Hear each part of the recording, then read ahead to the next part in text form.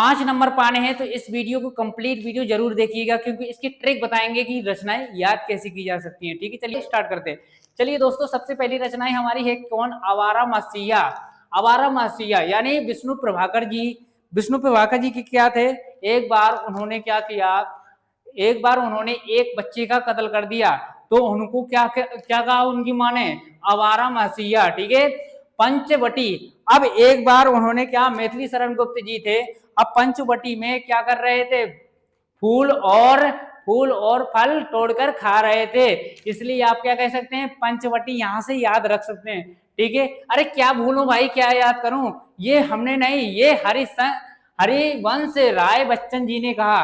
क्या कहा कि क्या भूलूं क्या याद करूं, मुझे कुछ याद ही नहीं होता है, मुझे कुछ भूला ही नहीं जा सकता, इतनी बातें मुझे आती हैं रोज, इतनी बातें जाती हैं कि मैं क्या भूलूं क्या याद करूं। ठीक है, तो किसको कहेंगे? हरिवंश राय बच्चन को। अब बर्फी की गुड़िया, भैया बर्फी की गुड़िया क्या है? अब ये बताओ, बर्फी की गुड़िया कब पिघलेगी? जब प्रकाश निकलेगा। तो आप इससे आप याद रख सकते हैं कि जयप्रकाश भारती, यानी जय का मतलब उज्जवल, यानी प्रकाश, प्रकाश जब निकलेगा तो बर्फी की गुड़िया क्या हो जाएगी? घुल जाएगी। इसलिए आप उन्होंने रचनाएं एक लिख दी, बर्फी की गुड़िया। अब कंकाल, अरे जयशंकर प्रसाद जी खुद एक ऐसे सिंगल आदमी थे कि बिल्कुल पतले पतले आदमी, हमसे भी पतले। ठीक है, तो इसलिए वो उनको क्या कहा गया कि ये कंकाल की तरीके है, इसलिए उनको रचनाएं दे दी गई। यानी उन्होंने कहा कि चलो ठीक है, कंकाल मुझे कह दिया गया, मैं अपनी के अकॉर्डिंग ही कंकाल कह दे रहा हूं, यानी रचनाएं बना दे रहा हूं। जड़ की बात, अब भैया जड़ की बात कौन जानता है? सिर्फ जानते हैं जैनेन्द्र कुमार जी, और कोई नहीं जानता। आपकी भी जड़ की बात कौन जानेंगे? जैनेन्द्र कुमार जी, बच के रहिएगा। ठीक है, तो अगली रचना की बात करते हैं, कल्पलता। कल्पलता याद कैसे रहेगा? आप हजारी प्रसाद द्विवेदी जी, यानी कल्पलता यानी काली ही जिसकी लता, जिसके अर्थात कौन? हजारी प्रसाद द्विवेदी जी। मेरी आत्मकथा, अरे भैया मेरी आत्म की कथा कौन जानेगा? अरे हमारी आत्मकथा सिर्फ जानेंगे राम वृक्ष बेनीपुरी। इसकी एक रचनाएं और है मेरे दोस्तों, कौन सी? गेहूं और गुलाम। गेहूं और गुलाम, गेहूं और गुलाब। ठीक है, तो गेहूं और गुलाब। अब ये बताओ, राम वृक्ष बेनीपुरी, वृक्ष का मतलब क्या होता है? पौधा। क्या होता है? वृक्ष का मतलब पौधा, इसलिए उन्होंने गेहूं को भी कहा जा सकता है, पौधा कहा जा सकता है। ठीक है, गुलाब, गुलाब कहां से निकलते हैं? पौधे से निकलते हैं, इसलिए इन्होंने कौन सी रचना लिखी? राम वृक्ष बेनीपुरी। हिमालय की पुकार। अब एक बार की बात है, जयप्रकाश भारती जी। अब ये बताओ, जयप्रकाश भारती जी एक रचनाएं और बता चुके हैं, जब आपका क्या हो? प्रकाश उदय होता है तो बर्फ की गुड़िया घुल जाती है। ठीक है, तो आपका क्या होगा? जयप्रकाश भारती। जयप्रकाश भारती की एक रचनाएं और है, जब जयप्रकाश भारती जी कहां पर? उत्तराखंड के पास में पहुंचे, बॉर्डर के पास में, तो वहां से वहां पर हिमालय पड़ता है, तो हिमालय से एक पुकार आई कि आओ, मैं तुमको लेने आया हूं, तुम ऊपर आओ, तुम ऊपर आओगे तो मैं तुम्हें ले जाऊंगा। यानी ले जाने का मतलब ये नहीं, ऊपर ले जाऊंगा। ठीक है, तो इस प्रकार आप याद कर सकते हैं। गोदान, गोदान। प्रेमचंद्र जी एक बार क्या खेले थे? अपनी गोदाम को, यानी गोदाम क्या कहते हैं? जब अगर दुकान का इंपोर्टेंट चीज रखा जाता है तो उसे क्या कहते हैं? गोदान। ठीक है, गोदाम कहते हैं ना, इसलिए गोदाम से गोदान आप याद रख सकते हैं। ठीक है, तो मेरी यूरोप यात्रा। अरे भैया डॉक्टर राजेंद्र प्रसाद जी एक बार कहा? यूरोप की यात्रा करने जा रहे थे। कौन? डॉक्टर राजेंद्र प्रसाद जी।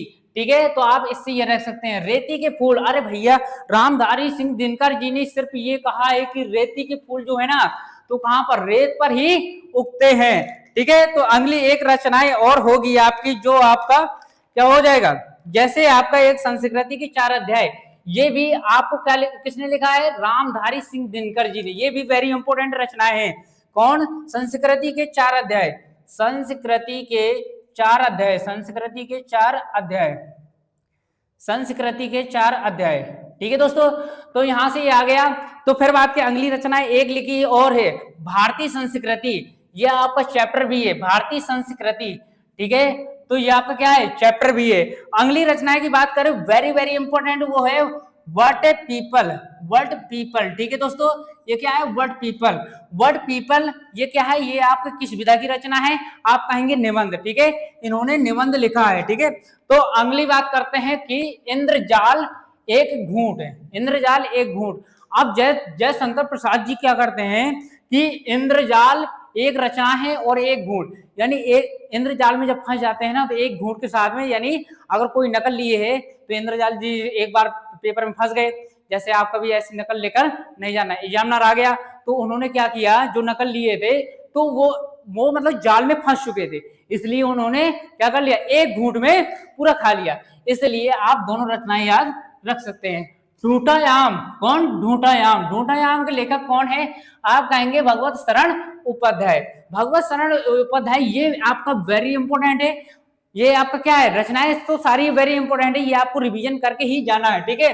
हिमालय की पुकार, देखिए दोस्तों ये हिमालय की पुकार दोबारा लिख गया है, इसलिए आप हिमालय की पुकार किसने पुकारा था, आप कहेंगे जयप्रकाश भारती। आपको एक रचनाएं और बताई गई थी, आपको याद होगा कि जब प्रकाश निकलता है तो बर्फ की गुड़िया क्या हो जाती है, घुल जाती है, तो इसका मतलब है कि जयप्रकाश भारती क्या है, लेखक है, ठीक है। तो अगली बात करें जंगल के बीज। अरे भैया जंगल के बीज कौन थे, जब राम भगवान पैदल यात्रा यानी 14 वर्ष का वनवास मिला था तो क्या कर रहे थे, जंगल के बीच से होते हुए गुजर रहे थे, इसलिए जंगल के बीच में कौन आ गए, श्री राम शर्मा। आगे सिर्फ शर्मा लग गया है, श्री राम वहां से याद रख सकते हैं, कहां से, जंगल के प्रति से। तो अगली बात करते हैं एक घूंट। एक घूंट किसकी रचना है, जयशंकर प्रसाद जी की, ठीक है, किसकी, जयशंकर प्रसाद जी की। एक घूंट यानी एक घूंट में ले गए, तो ये समझ में आ गया। तो ठीक है दोस्तों, अगर ये समझ में आ गया है तो आप इतनी रचनाएं आप याद रख सकते हैं, 5 नंबर कंफर्म कर सकते हैं। 5 नंबर जो अगले यानी पद्यांश की आती हैं रचनाएं, वो भी हम जल्दी से जल्दी लाने वाले हैं। और आपको क्या होगा, अगर ये वाली रचनाएं याद रखेंगे, सबसे ज्यादा जो आपके मार्क्स बढ़ते हैं तो सिर्फ इसी बायो ऑप्शनल के द्वारा ही आपको नंबर दिए जाते हैं। अगर आपको स्टार्टिंग मार्क्स सही होंगे तो आपको अगली कॉपी यानी कम चेक की जाएगी, ठीक है। तो स्टार्टिंग में जरूर ध्यान दिए रहना, ठीक है यार दोस्तों। जय हिंद।